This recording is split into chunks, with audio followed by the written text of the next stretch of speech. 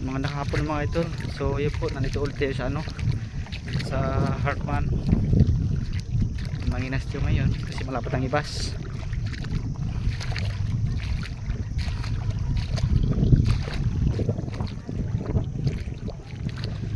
Yung sa dulo yun ang ano, pudding house, maliit na yun,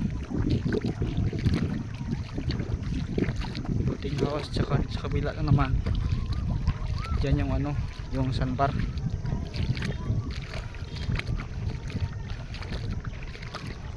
Yan, daming tao, daming tao mga idol.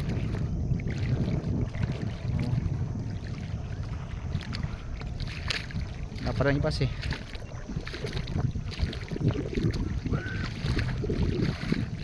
Sabi nila kasi marami doon ano, sikat. So nag-try tayo kung meron tayong ano, kung meron tayong makuha na ano, na sikat.